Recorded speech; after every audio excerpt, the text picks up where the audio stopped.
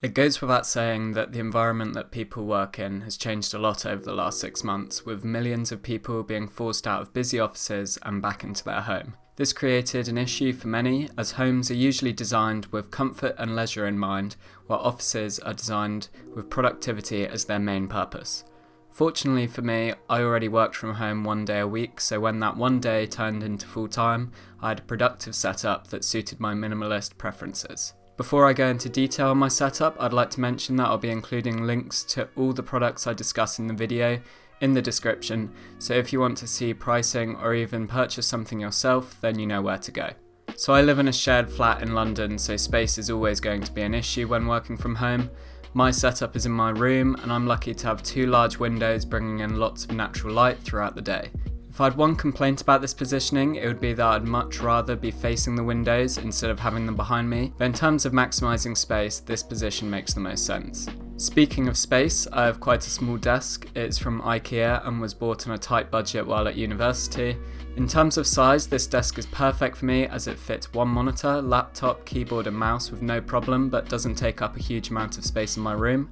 One criticism I have of it is due to its low price, it is very light and can wobble. This could be fixed with some L brackets, but as I'm in a rented property, I try and keep the number of wall fixing to a minimum so I don't have to repair them when I move out. As far as wireless technology has come over the past decade, it still can't do everything unfortunately, so we're still left with lots of wires for our tech. One of the easiest ways to make your setup more minimal is with good cable management. I use a combination of Velcro ties purchased on Amazon as well as the IKEA Signum, which attaches to the bottom of my desk, creating a shelf for all my cables to live on. As you can see on this shelf, there is nothing minimal about the number of cables, but as I can't see it, I've very much taken an out of sight, out of mind approach which works for me. One of the most important elements of a setup is where you'll be placing your butt all day. If you're purchasing a chair on a budget, I think there's 2 directions you can go with it, and that's comfort or aesthetics, and regrettably I went for the latter. I originally purchased this chair while at university because I love the design of it, however it isn't really made for this use and more as a dining chair. Therefore, in prolonged usage, which is almost every day at the moment, it can cause some discomfort and I will more likely upgrade to a proper office chair. The computer that runs my setup for work is a 2018 15-inch MacBook Pro. I can't justify any purchasing decision with this as it belongs to my employer, not me. But for everything I do at work which involves using applications like Photoshop, Illustrator, Premiere Pro and Sketch, this thing powers through, although it does get a bit loud and hot sometimes. When I'm doing personal projects such as this YouTube video, I switch out my work laptop for my old 2015 13-inch MacBook Pro, which I actually featured on this channel over 5 years ago. This computer still shocks me every day at how much it can handle, and it will be a very sad day when I have to move on from it. This raises an interesting topic which has been discussed widely on YouTube, which is upgrade cycles. If you truly want to be a minimalist, then you don't need to upgrade just because there is a newer and shinier version when your existing tech product works fine for you.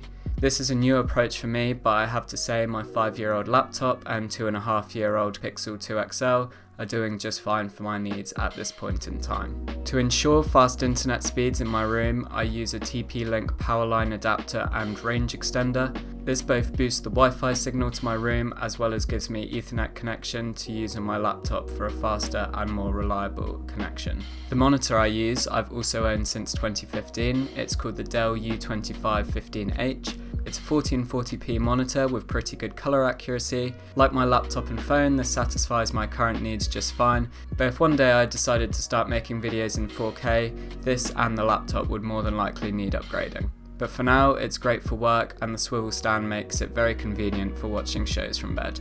My main complaint of this monitor is the lack of speakers, which is common in monitors, and also the touch-sensitive buttons, which maybe because of the age of this monitor can be quite temperamental. I use a full-sized wired Apple keyboard. I don't mind it being wired as it means I never have to change it, and also the USB ports, despite not being USB 3.0, are pretty useful. Unlike most people who still own this keyboard, I didn't get it for the numpad on the side. I don't really do enough numbers work for it to be useful to me.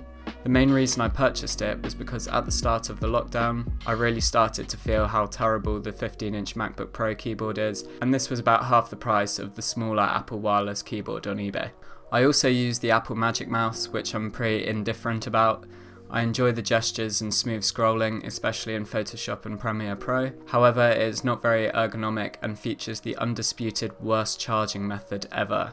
I mean, seriously, who thought this was a good idea? The battery life is great though, and like the 15-inch MacBook, it belongs to my employer, not me, so I can't complain too much. On my desk, I usually have a black coffee in a keep cup, as well as a full bottle of water in this minimal metal and wood 750ml bottle. To keep your workspace clean and tidy, it's useful to have plenty of storage so your stuff isn't lying about. I use this IKEA unit, which is made up of 4 cubes. It holds my files, my PlayStation, books, and a box of tech, which is definitely not minimal at all. It's a real mess, to be honest, but it has the stuff I need at easy access, such as cables and the microphone I'm speaking into right now. Additionally, I have a shelf above my setup which currently serves no purpose other than to just add a bit of decoration, which I know isn't very minimal either, but we can't all be perfect. To add a bit of personality to my setup, I've decorated it with plants, pictures, an angle poised lamp, and various other bits that are meaningful to me. It was also my birthday recently, so I have a few cards on show. That just about wraps up everything for this video. Once again, if you're interested in any products shown in this video, check the description for links. Also, I haven't made a video on this channel in almost 5 years, so if you used to watch my old videos and you're watching this now, please leave a comment and say hi, as you're a certified legend and I definitely owe you a beer. See you in the next one.